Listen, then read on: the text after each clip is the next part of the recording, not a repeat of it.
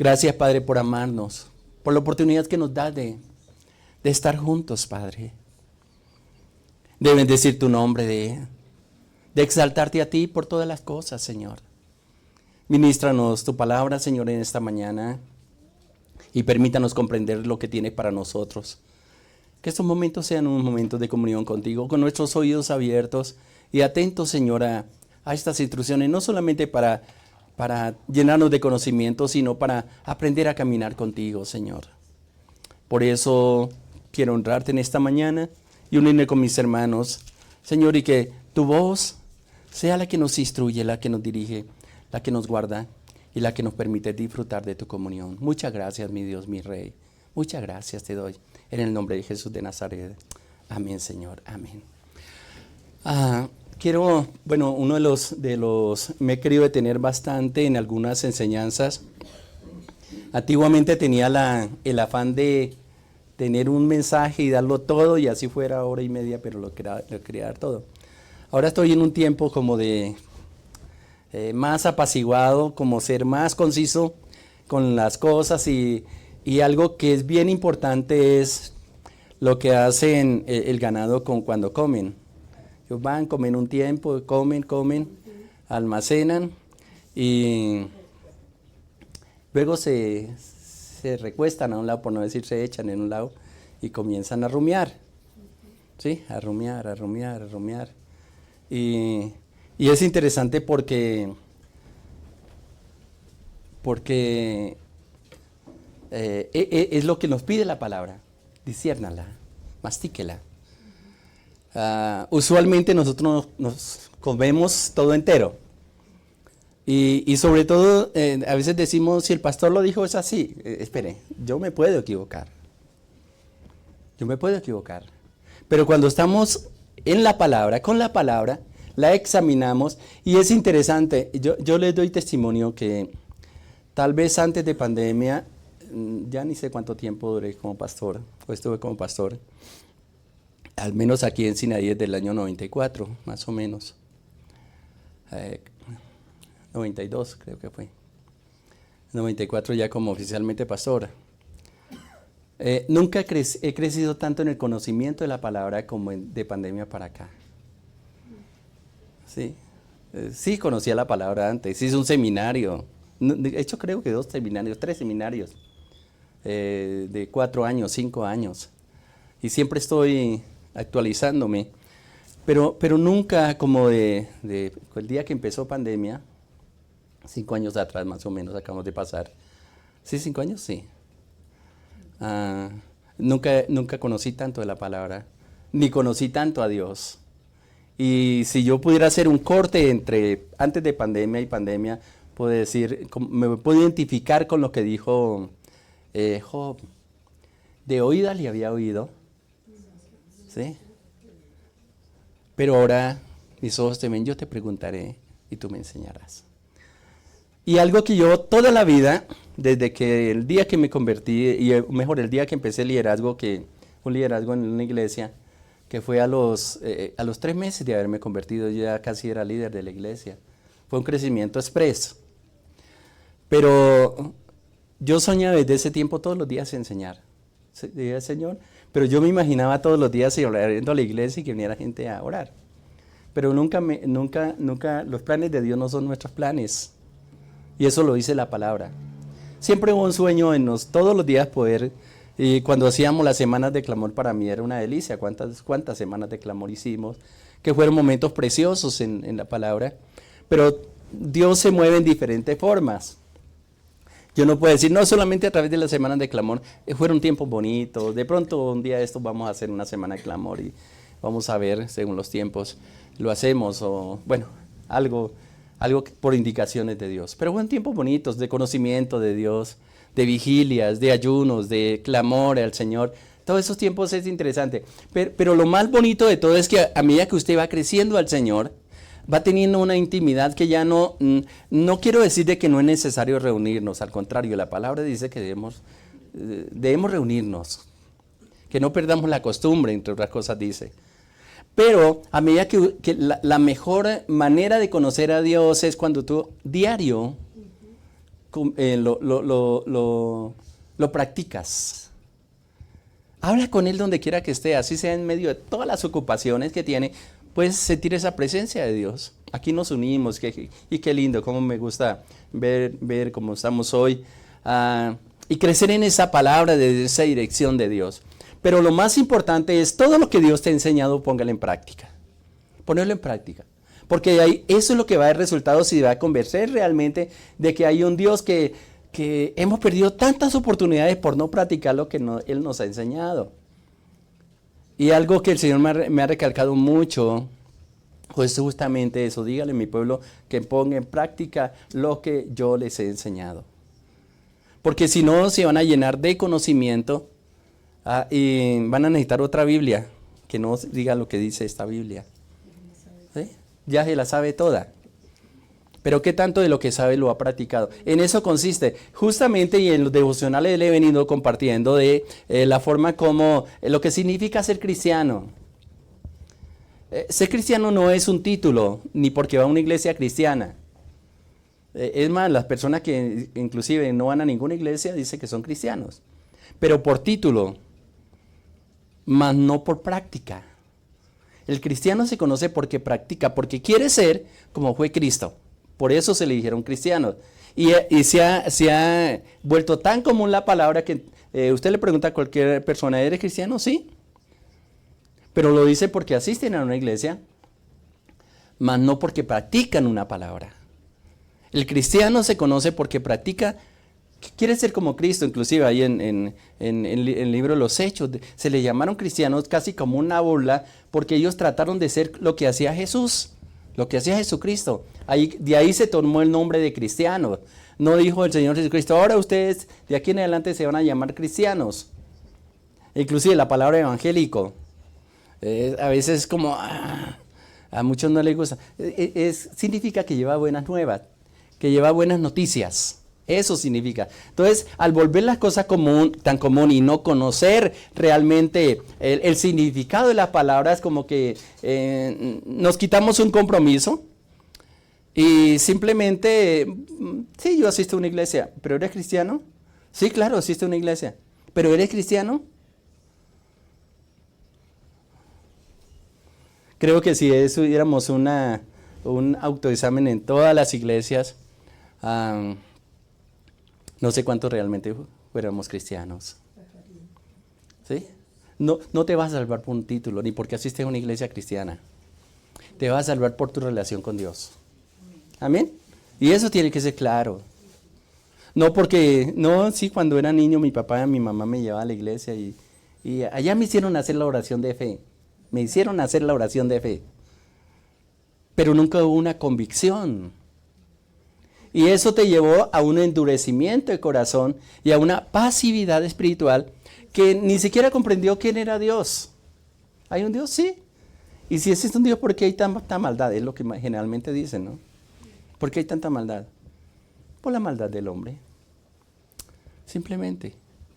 Y es una opción que Dios nos da. Y algo que me he detenido bastante en los devocionales y es que cada vez que lo leo me resultan cosas nuevas y hemos estado hablando mucho de Colosenses capítulo 1 y pudiera enseñarle muchas cosas de la palabra y hay muchas cosas que están golpeando mi corazón de palabras, pero es interesante y creo que hay tantas claves dentro de la palabra de Dios que en lo que le estoy diciendo es importante tenerlas en cuenta y hemos leído bastante los primeros del versículo en Colosenses capítulo 1 del versículo 9 que estuvimos compartiendo. Capítulo 1, versículo 9 en adelante que empezamos a hablar. Y siempre, y espero que sea la oración de ustedes y quiero reiterar esto, ¿qué es lo que más le pide al Señor? Que le llene de conocimiento de su voluntad, lo he repetido bastante en los devocionales. Si usted quiere saber qué es lo que Dios quiere, no te compliques en hacer, sino en ser. Lo que tú eres es realmente la esencia de lo que vas a hacer. No lo que dice ser. Yo digo ser bueno, pero si me chispotean cosas que no son tan buenas. Yo digo, no decir mentiras, pero de vez en cuando por ahí se me escapa una mentira. ¿Sí? Pero tiene que ver una perfecta unidad entre lo que yo digo y lo que yo soy. Y si no lo soy, entonces comienzo un proceso de tratar de sacar de mi corazón, de mis hechos, de mis hábitos, aquellas cosas que son contrarias a la de Dios. Cuando somos niños, la mamá o el papá nos dicen no haga esto, no haga aquello, no hay. Es una serie de normas y como que le decimos que tienen que hacerlo. Hasta que en una manera adulta, y ese es el paso de niñez, adolescencia, a ya una edad adulta, que soy responsable con mis actos y sé los resultados que van a traer mis actos. Y eso es importante tenerlo en cuenta. Y lo peor es que cuando llegamos a cierta edad, algunos dicen que a los 70 años nos volvemos como niños. No he llegado ya todavía. Cuando llegue ya les voy a decir si es verdad o es mentira. ¿Sí? Pero que se vuelven como niños. Sí, he conocido personas adultas más necios que un niño.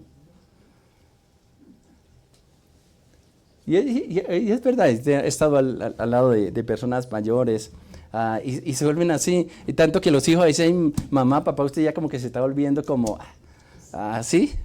Pero es bueno examinarnos nosotros mismos y mirar qué cosas tenemos que cambiar. Pero quiero leer, y he estado leyendo en la Nueva Traducción Viviente, a partir del versículo 11, ahí en Colosenses. Y es interesante lo que dice la palabra. Colosenses capítulo 1, versículo 11. Voy a leerlo en dos versiones. Dice Colosenses capítulo 1, versículo 11. Bueno, voy a leer el 10 que creo que nos da un cimiento mejor. Colosenses capítulo 1, versículo 10. Para que andéis como es digno del Señor, agradador en todo, llevando fruto en toda buena obra y creciendo en el conocimiento del Señor. Fortalecidos con todo poder, dice el versículo 11, conforme a la potencia de su gloria, para con toda paciencia y longanimidad. Yo no sé si ustedes comprenden lo que significa la palabra longanimidad, que traduce la palabra, como está diciendo es fortaleza en medio de las pruebas más difíciles. ¿Sí? Fortaleza en medio de las pruebas más difíciles. Es lo que traduce la palabra longanimidad. Y luego dice, con gozo dando siempre gracias a Dios, versículo 12, que nos hizo aptos para participar de la herencia de los santos en luz. Y versículo 13 y 14, el cual nos ha librado de la potestad de las tinieblas y trasladado al reino de su amado Hijo, en quien tenemos redención por su sangre, el perdón de pecados. Esta sola oración que empieza inclusive en el versículo 3 de este pasaje, si nosotros le pusiéramos bien atención, y por eso me he querido detener bastante, inclusive cuando hacen un paralelo con Efesios, que la oración es muy parecida, y al menos cuando estaba estudiando en el seminario me enseñaron que Efesios y Colosenses es como un borrador de la carta a los romanos. La carta de los romanos es la más completa en cuanto a la aplicación de la doctrina cristiana y explica toda la obra que vino a hacer Jesús con nosotros.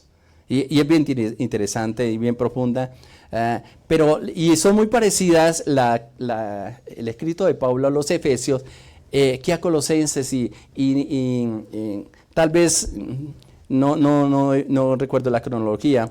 Colosenses le está hablando a una iglesia que necesitaba conocer a Dios, que necesitaba saber lo que hizo Jesús. Efesios fue más profundo y Efesios habla cosas que para nosotros nos cuesta trabajo entender. Por ejemplo, Efesios dice que los primeros, cuando se reúne la iglesia, se reúnen para escuchar las revelaciones de Dios, son los ángeles. Son los primeros. Y tal vez ellos han comprendido tanto de lo que el Padre nos revela y nosotros nos hemos quedado alguien dijo cuando yo estaba estudiando, nos quedamos en la nebulosa, ¿no? Por allá pensando en qué sé yo.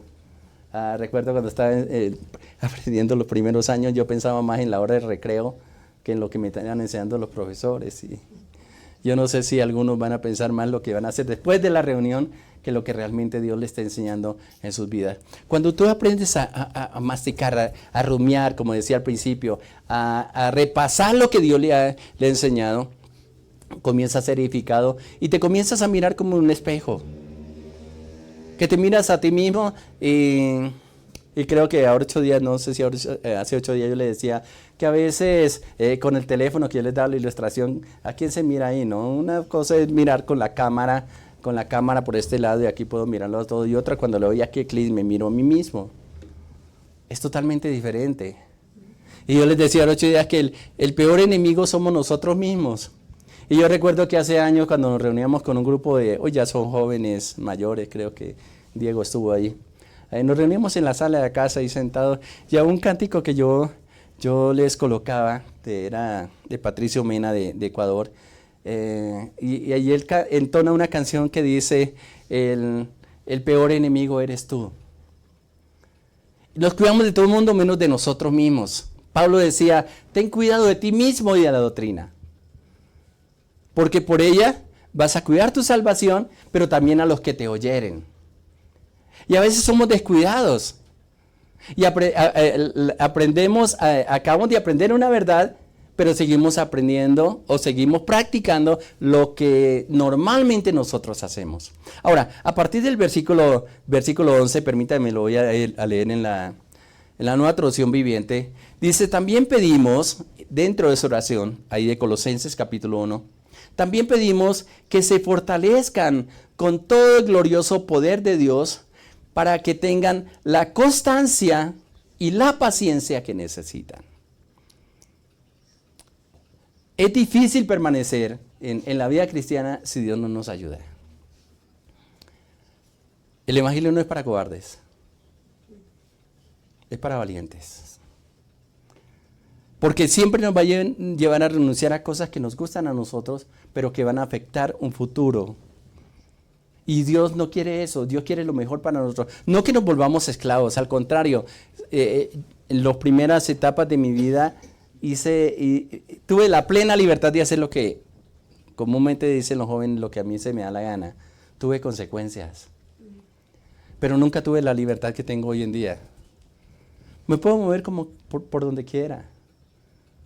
Pero soy responsable de lo que hago y yo ya sé las consecuencias de lo que hago. Y así mismo cuando comienzo a comprender los principios espirituales, yo ya sé lo que, para mí es claro lo que significa colocar una ofrenda. Para mí es claro lo que significa dar un diezmo. Es claro. No lo hago por negocio. Porque creo en los principios que están escritos aquí, que son vigentes. Tengo claro para mí al menos, lo que significa una primicia, lo que significa una limosna. Son 4 cosas. Pero no nos gusta que nos hablen de dinero. Poco me gusta predicar sobre esto. Pero cuando se nos revelan esos principios en nuestra vida y los practicamos basados en la promesa, ustedes no saben todo lo que se mueve a nuestro alrededor. Poco me gusta hablar de dinero, ni tampoco a veces al no hablar de dinero tampoco, eso no me permite hablar también de las bendiciones. Por ejemplo, estaba yo con la incógnita si hay un encuentro en el mes de julio de jóvenes y soy participante del equipo en Costa Rica. Emilio me insistió, pastor, ¿por qué no viene a Costa Rica? Necesitamos que unos días, porque hay algunas cosas para organizar allá. Y yo le decía, Señor, ir a Costa Rica hay que sacar una visa, no dejan con el solo pasaporte entrar a Costa Rica. Y pues lo otro, Costa Rica es costoso para ir, es bien costoso económicamente allá, es costoso también los pasajes a Costa Rica son bien costosos. Es más barato ir a México que ir a Costa Rica. Yo dije, Señor, si tú me provees, voy. Y ayer me llegó un correo y me dijeron, pastor, le estamos invitando, le gastamos absolutamente todo lo que necesite.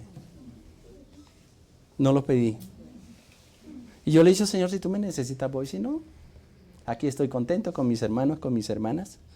Y si alguien quiere ir, pues les invito también para que vayan. ¿Sí? Es interesante. Pero eso es conocer a Dios. Uno está tan preocupado por tantas cosas y yo qué voy a hacer, sobre todo la situación económica ahorita con todo lo que está pasando en nuestro país. Hay mucha preocupación y es una verdad. ¿Qué vamos a hacer? Tu economía no depende de lo que diga el gobierno, no diga el gobierno. Tu economía proviene de Dios. Amén. Y esto es lo que nos está diciendo la palabra. También pedimos que se fortalezcan con el glorioso poder de Dios para que tengan toda constancia. Tú no puedes ser constante si el poder de Dios, o si mejor, si tú no permites que el poder de Dios actúe dentro de ti. El poder de Dios no te obliga. No te obliga. El poder de Dios se brinda. La salvación se brinda. Y cada uno escoge si la toma o la deja. No se obliga a nadie. Alguna vez me dijeron, usted entró a la iglesia y le lavaron el cerebro. Le dije, no, el Señor me lavó mi corazón. Es otra cosa diferente. Asimismo, todas las promesas, y esto es lo que está diciendo Pablo, están las promesas ahí. Pero a ti que te corresponde tomarlas o dejarlas o simplemente maravillarse de ellas. Es como usted quiere comprar una casa y se la ha imaginado. Tiene la oportunidad de entrar a esa casa bonita, puertas hermosas, habitaciones completas, una sala soñada, una cocina como le gustan mis hermanas, bien con todos los juguetes, ¿sí? Y usted dice, entra a la casa y dice, qué bonita casa. Y se quedó en bonita casa. Y de pronto le dicen, tómala, páguenla como pueda. Y usted dice, no, a mí no me gusta meterme en deudas. Se quedó en bonita. Y ya. Así nos pasa con las promesas. Preciosas y grandísimas promesas, dice 2 Pedro. Nos han sido dadas. Preciosas y grandísimas promesas. Para que por ellas seamos participantes de la naturaleza divina. Pero muchos nos hemos quedado en que esas promesas son maravillosas, grandísimas promesas.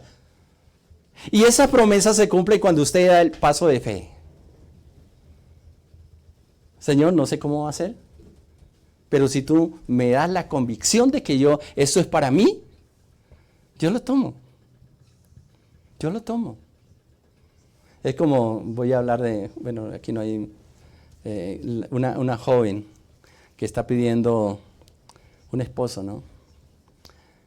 Ya se lo presentó al Señor, como lo quiere. Y está convencida de que eso es lo que quiere. Y de pronto tiene la oportunidad, la falta de comunicación con Dios nos hace perder oportunidades o cometer locuras. Y de pronto llega el momento en que Dios dice, ay, si me oyeras, hija, hoy te voy a presentar a la persona que me está pidiendo. Y lo es. Y te queda y dice, ay, sí, esa es la persona que yo he soñado. Y se quedó ahí. Bueno, Señor, al menos lo oí. Y te quedas ahí. ¿Sí? Y tal vez termina soltero, soltera. Señor, tanto te pedí. Y Dios te va a tener la fecha, la hora, el lugar y todo. ¿Por qué no actuaste?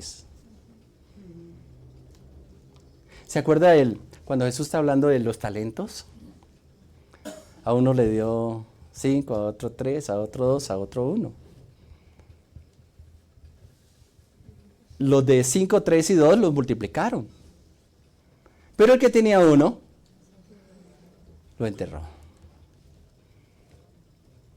Y lo que dice en esa enseñanza de Jesús es, siervo malo, ¿por qué no pusiste al menos a ganar renta ese talento? Y le dice malo. ¿Por qué no lo usó? Por miedo. Y a veces el miedo, la cobardía, no nos deja actuar en fe. Y ponemos en duda lo que Dios nos dice. ¿Será que esto que me está hablando sí es de Dios? Por eso, con razón, Juan el Bautista dijo, el reino en los cielos se hace fuerte y solo los valientes lo arrebatan. Solo los valientes. A veces a mí los dichos los equivoco. Hay un dicho que yo tengo siempre por el que no arriesga un huevo, no tiene un pollo. A veces tenemos que ser arriesgados. A lo mucho perdemos, pero Dios nos restaura. Amén. Pero se necesita gente activa. Y esto es lo que está diciendo el apóstol aquí. También pedimos que se fortalezcan con el glorioso poder de Dios. Pero tú tienes que tomarlo, Señor. Tú me das las fuerzas para hacer este negocio. Yo creo que de aquí está tu respaldo, Señor. He orado, he esperado. Tú me has dado vía libre. Lo voy a hacer, Señor. Así no tenga los recursos en estos momentos, pero lo voy a hacer. Pero si te pones a ver, sí es bueno ser prudentes. Pero el paso de prudencia nace en mi relación con Dios, que le voy presentando cuáles son mis posibilidades, pero también teniendo en cuenta las posibilidades que Dios tiene para mí.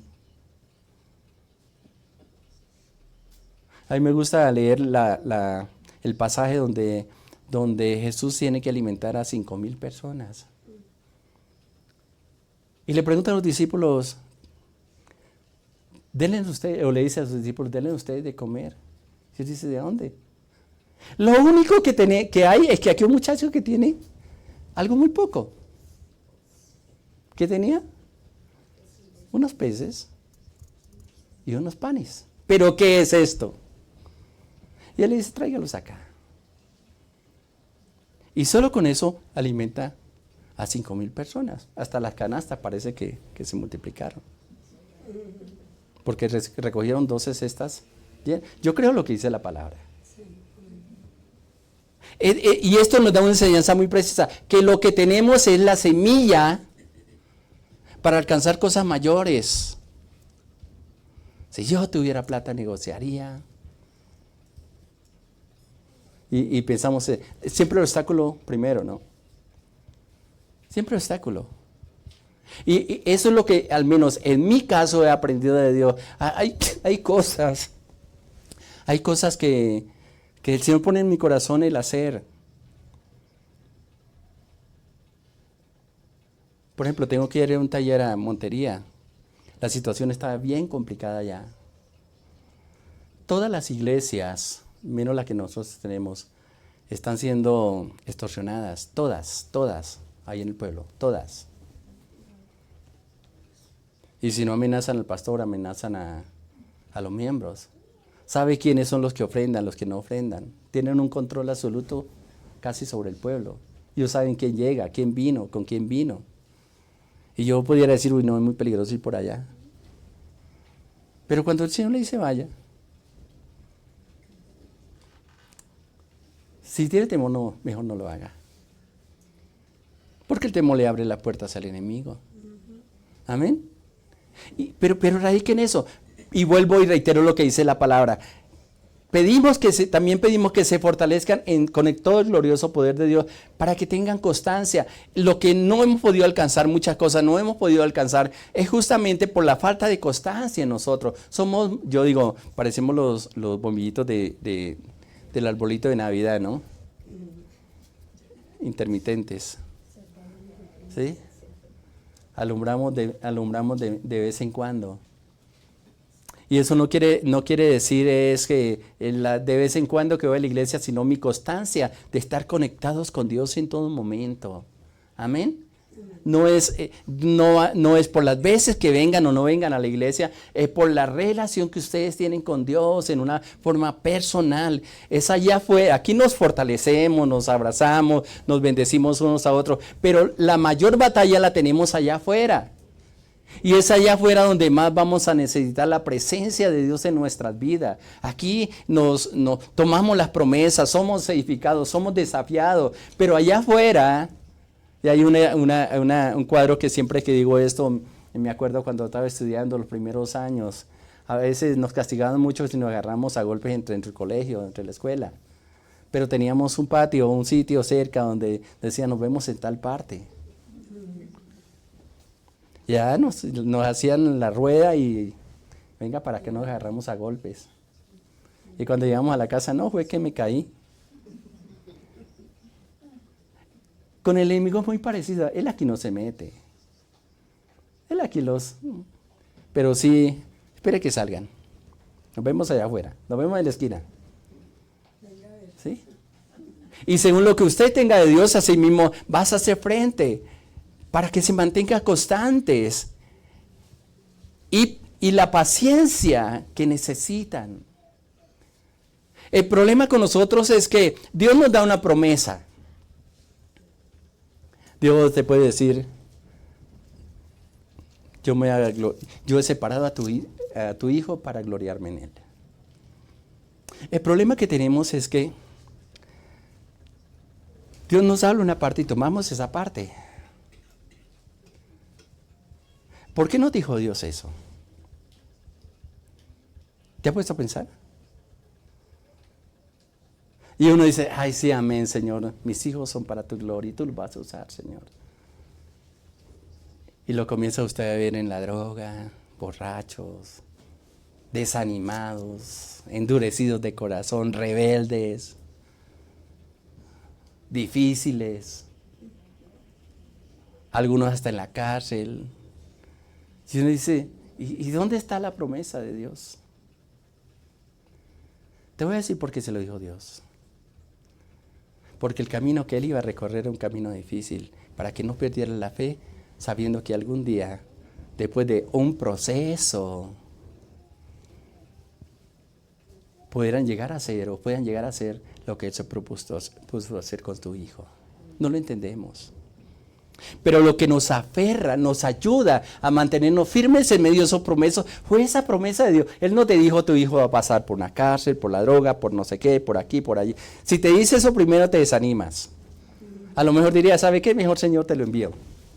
Llévatelo. Pero lo que nos da fuerza, y eso es lo que está diciendo, poder para ser constantes y poder y la paciencia para esperar lo que Dios prometió sobre nosotros. Hijo, te voy a decir con muchos recursos económicos, amén, Señor, amén, amén. Vas a pasar por una crisis económica.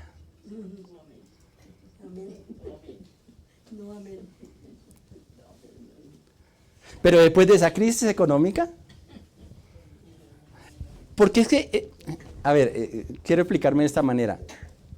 La única forma como nosotros podemos salir adelante en medio de todas las situaciones es, y aprovechar las bendiciones de Dios, es cuando hemos sido procesados.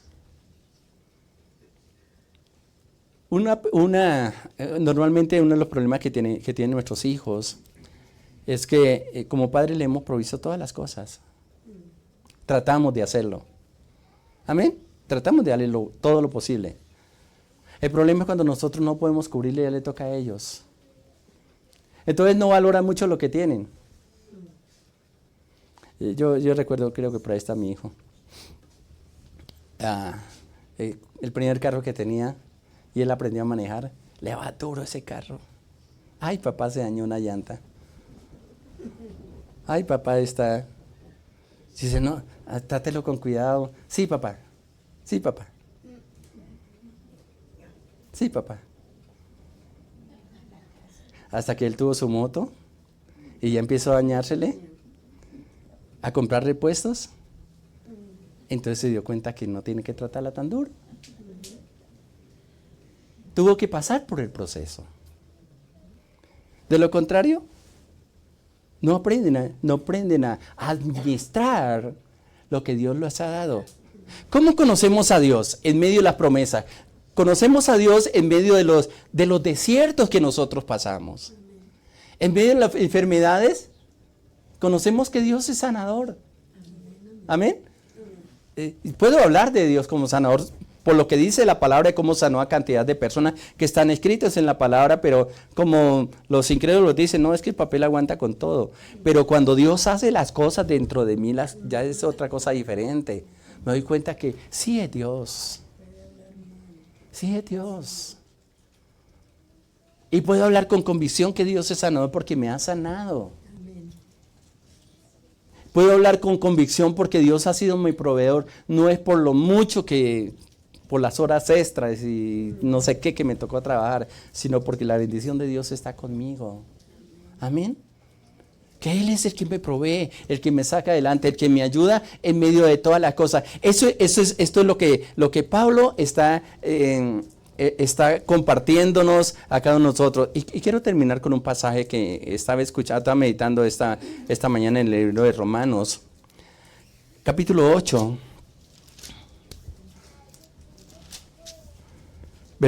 voy a leer a partir del versículo 14. Romanos 8:14, voy a leerlo en Reina Valera 60. Dice, porque todos los que son guiados por el Espíritu de Dios, estos son hijos de Dios. Escuchen, porque todos los que son guiados por el Espíritu de Dios, estos son hijos de Dios. Pues no habéis recibido el espíritu de esclavitud para estar otra vez en temor, sino que habéis recibido el espíritu de adopción por el cual clamamos Abba Padre. Versículo 16. Y el Espíritu mismo da testimonio al Espíritu de que somos hijos de Dios. A mí me gusta siempre y recomiendo cuando lean este capítulo, tengan en cuenta la forma como está escrito la palabra Espíritu. Cuando está hablando del Espíritu Santo y cuando está hablando del Espíritu del hombre. Se conoce fácilmente porque cuando está hablando del Espíritu de Dios está con mayúscula. Y el Espíritu del hombre con minúscula. Y pueden ustedes comprender más lo que está diciendo el pasaje. Vuelvo y leo el 16. Y el Espíritu mismo, es el Espíritu Santo, da testimonio a nuestro espíritu de que somos hijos de Dios. Y escuchen el versículo 17. Y si hijos también herederos. ¿Herederos de quién? De Dios. Y coherederos de Cristo. O si es que padecemos juntamente con Él, para que juntamente con Él seamos glorificados. Hay 4 cosas que aquí en este versículo 17 quiero que tengan en cuenta. Número 1, nos está llamando, y según el texto que leíamos, a recibir una herencia de Dios, a participar, a ser pacientes, a ser constante en aquello a lo cual Dios nos ha llamado. Y en este versículo 17 especialmente, lo primero que está diciendo es, bueno, el Espíritu Santo da testimonio de que somos hijos de Dios, de que podemos acercarnos a Dios. En el versículo 15, parte final, está diciendo, en una comunión íntima, ese Abba Padre es la mayor expresión de comunión con el Padre. No se tradujo mucho esa palabra porque es tan amplia esa palabra y tan diferente en la vida de una persona, en la forma como una forma que ha tenido una buena relación con el Padre, si ha habido esa relación, como tú te expresas a Él. Pero también en la dirección que tienes con el Espíritu Santo, en la medida en que te dejas guiar por el Espíritu Santo, que está leyendo el 14. Pero el 17 nos habla de ser herederos de Dios. ¿Has conocido cuál es tu herencia? Sí, una vida eterna. No, sí, está bien. Yo la necesito, la creo y me esfuerzo por tenerla. Ya me la gané por aceptar a Jesús como mi Señor y Salvador. Pero hay una herencia aquí en la tierra que necesito.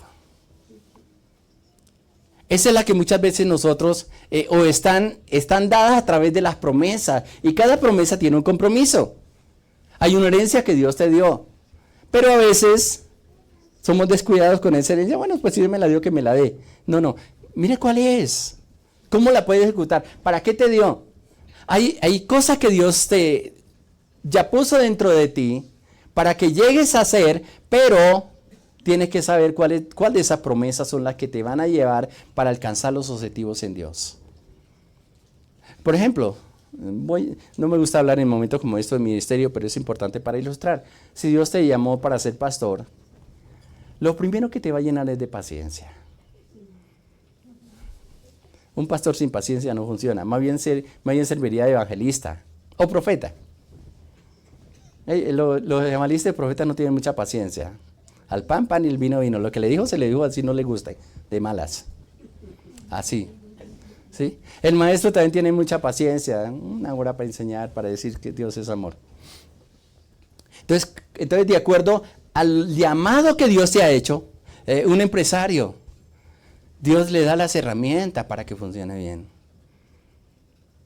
No solamente la que aprende en una universidad o en una capacitación, sino las herramientas espirituales, cómo funcionan las finanzas espiritualmente.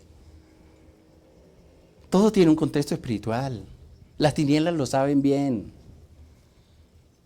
Pero los hijos de Dios a veces, por falta de conocimiento, por eso dice a través de unos profetas menores, mi pueblo fue destruido porque le faltó conocimiento. Y por falta de conocimiento cometemos muchos errores. Y los hijos de Dios se diferencian porque tienen en cuenta cómo funcionan las cosas espiritualmente. Por eso este pasaje está hablando con eso. Tenemos una herencia, versículo 17. Y si hijos también, herederos de Dios. Hemos recibido una herencia de parte de Dios. Pero la segunda cosa es coherederos con Cristo. La pregunta que me llamó la atención cuando habla de la herencia que recibimos de Jesús, a veces digo, ¿no es la misma de Dios? ¿Cuál es la diferencia entre la herencia de Dios y la herencia de Jesús? Y yo dije, oiga, interesante. ¿Cuál es la herencia? La herencia de Dios, pues, ser hijos de Dios, tener esa naturaleza divina, la compañía de Él, etcétera, etcétera. Pero la herencia de Jesús, ¿qué recibimos de Jesús? La redención primero. Por su sangre somos perdonados, leíamos al principio. Pero también una herencia que no tenemos en cuenta, que nos va a conducir a la herencia de Dios. Y después de que menciona en este versículo, herederos de Dios, coherederos de Cristo, y lo condiciona. Si es que ¿qué? Padecemos juntamente con Él. Una de las herencias que recibe Jesús son los padecimientos.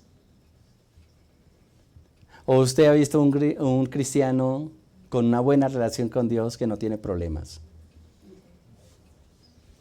No. El infierno con todo su arsenal lo trata de destruir. Por eso Colosenses está diciendo que es necesario el poder de Dios para ser constante y la paciencia para alcanzar lo prometido.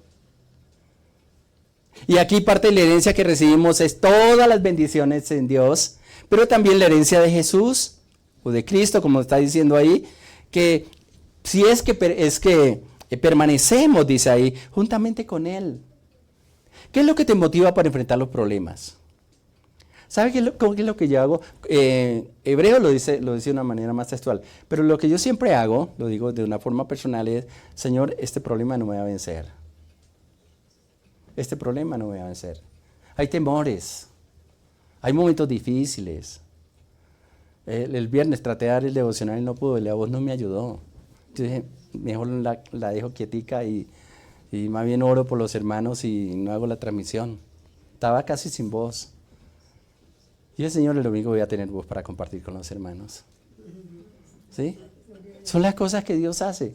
Pero es parte del paquete de las promesas, de la herencia que recibimos. ¿Acaso Jesús no sufrió?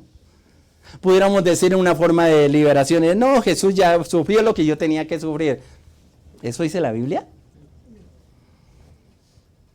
La Biblia nos dice que en medio de las tribulaciones sean gozosos de ser participantes de los padecimientos de Cristo. Eso como que ya ese pedacito como que, pastor, ¿por qué no se salta la siguiente parte?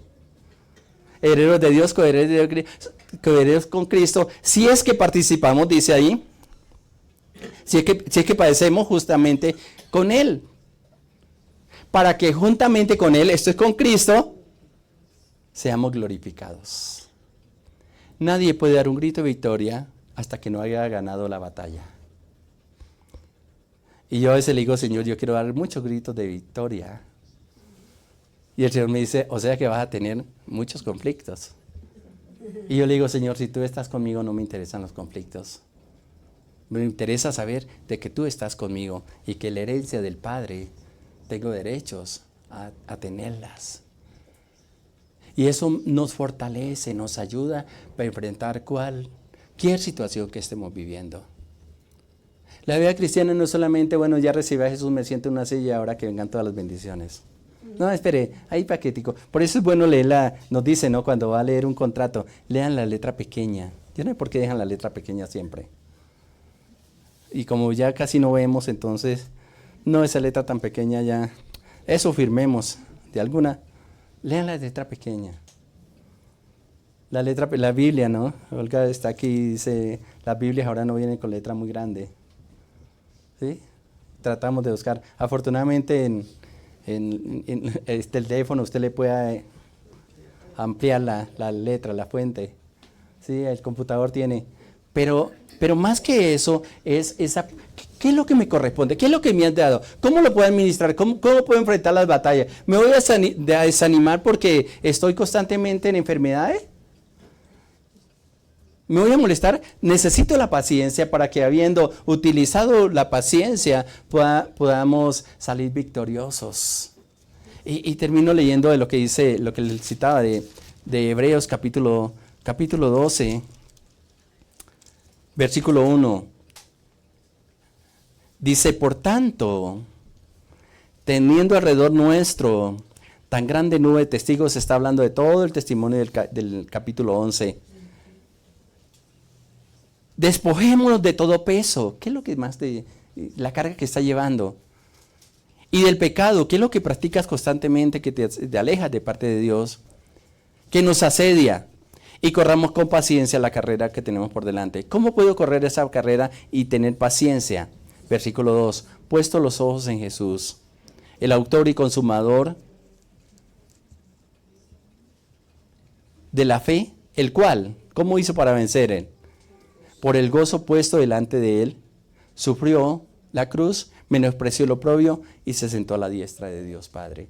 En este versículo está la forma como hizo Jesús para vencer aún ese Gólgota donde dice, o mejor, ese lugar de Getsemaní donde dijo, Señor, si es posible, pasa de mí esta copa. Lo hizo no por la cruz, inclusive ni siquiera por la presencia del Padre, porque el Padre no estaba, sino por lo que iba a recibir después. ¿Qué es lo que te debe motivar?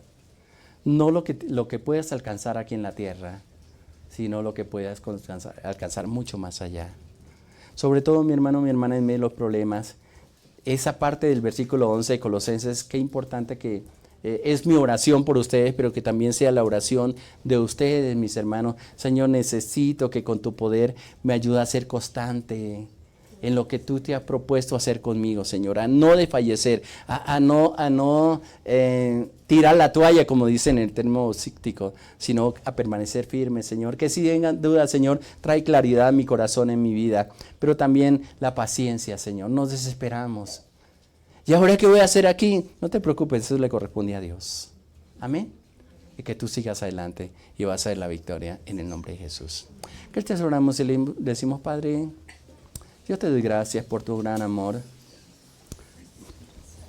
por las bondades que tienes para nosotros, por tu palabra, Señor, que nos permite el poder comprender todas las cosas que tienes para nosotros, Señor.